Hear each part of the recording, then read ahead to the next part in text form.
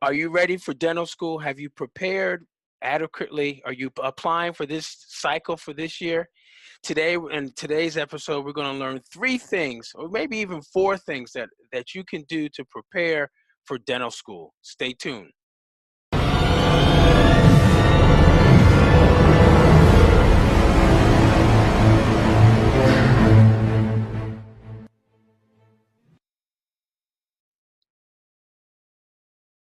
Hi, this is Dr. Darwin, the new dentist coach, with another episode of Ask Dr. Darwin, where we talk about and ask questions about getting into dental school, getting into residency, and also life after residency. Be sure, if you're listening to us for the first time, that you are subscribing to our YouTube channel, Dr. Darwin Speaks, as I will be posting videos on a regular basis, and I don't want you to miss those videos. Be sure you punch the bell notification and subscribe, okay?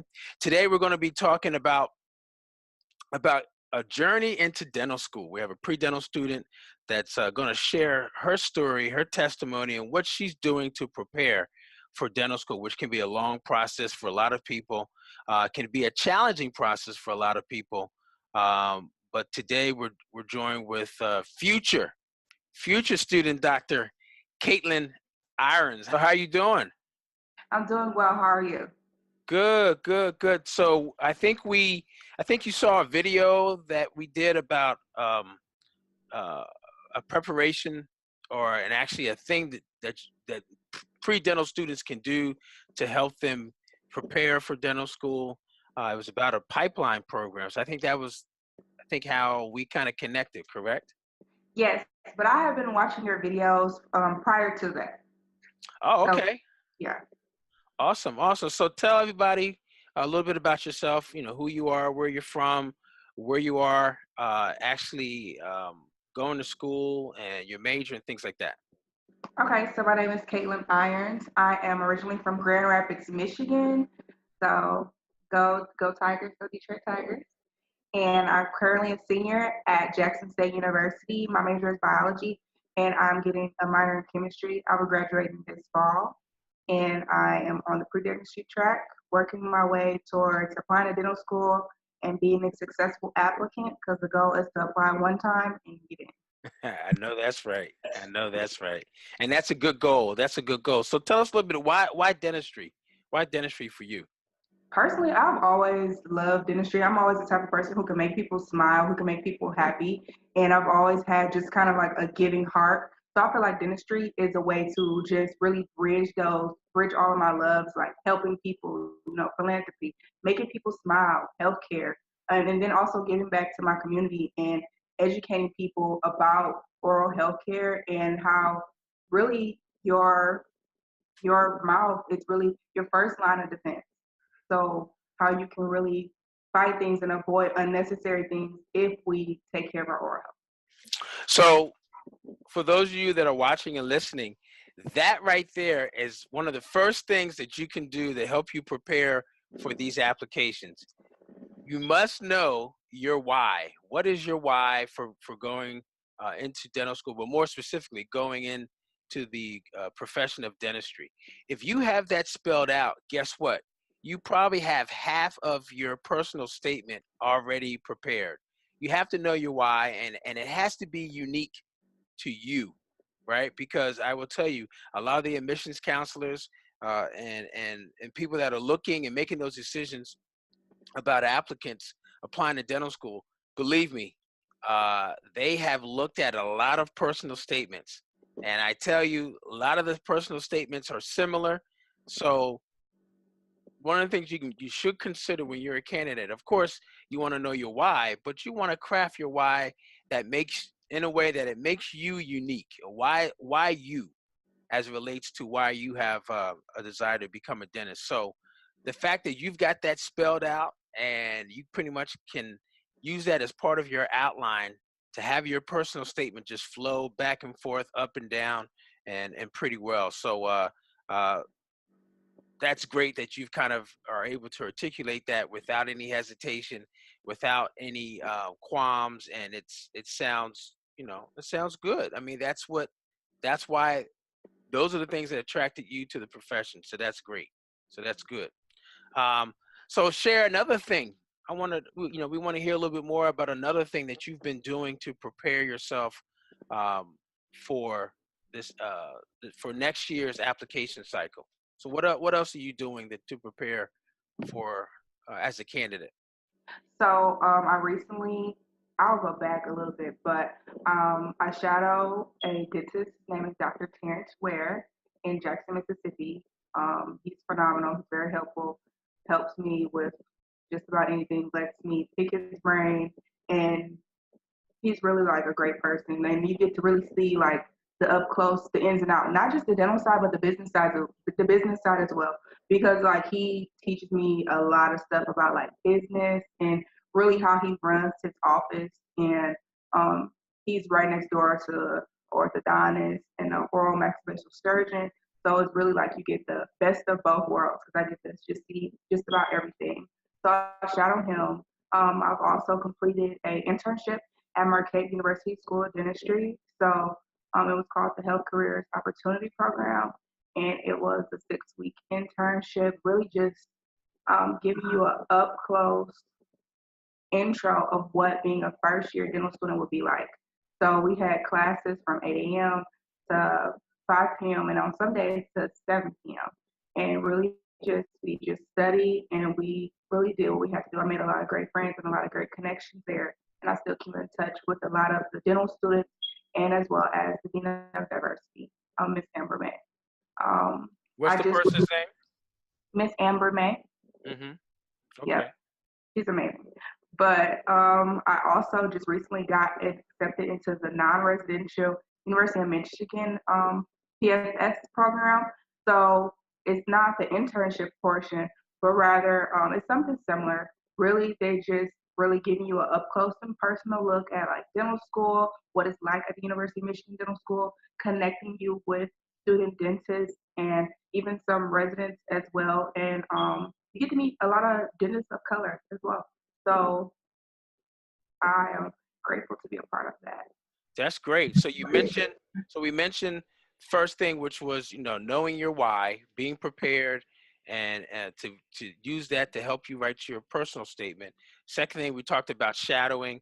Third thing you're doing a 6-week, you've done a 6-week internship at Marquette University at the dental school there. And then the fourth thing you just mentioned is that you're going to be part of the, you just took part of the, what is it called? The Profiles? Profile to Success, and it's a non-residential program for Michigan residents. Yep. So I'm now a part of that and working a little bit with the dental school. Now, is that, I know you went there recently this week. Is that, it was just a one-day program, or is it an ongoing program? How does that work? So I believe it's ongoing. They'll send out like meetings and like notifications, information. Even when I went there Wednesday, that was our first time meeting everybody. And there were some people who had completed the internship who was there as well as like student dentists and alumni, people who graduated from an internship who are currently at the University of Michigan Dental School there. And it was just a great experience. We learned a lot. We ate. We visited, walked around the dental school, walked around the campus, as well as we got some free study materials too. So I know most of these types of programs will, help you with studying for the DAT, correct? Hmm.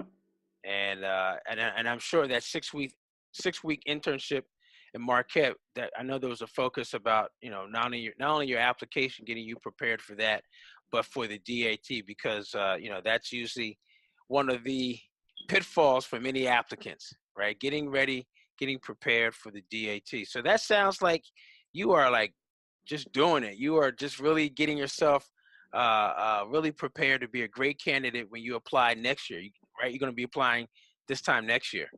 So what I'm thinking about now, I really want to do a master's program because I feel like that will really be the cherry on top for my application. I have the research experience as well. So I've been doing research at my school for about 3 years. And I just really feel like that master's program will put me in a better position.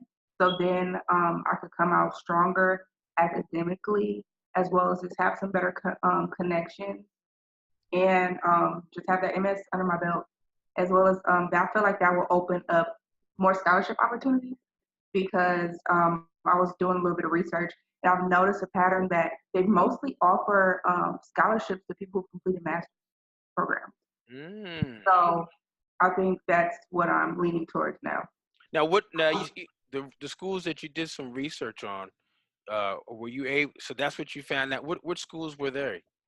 So the University of Michigan, Detroit Mercy, UIC, Marquette, and I'm looking for some stuff on Maryland, but Howard as well, because I know of a person from Jackson State who completed her master's, and she got a scholarship to Howard.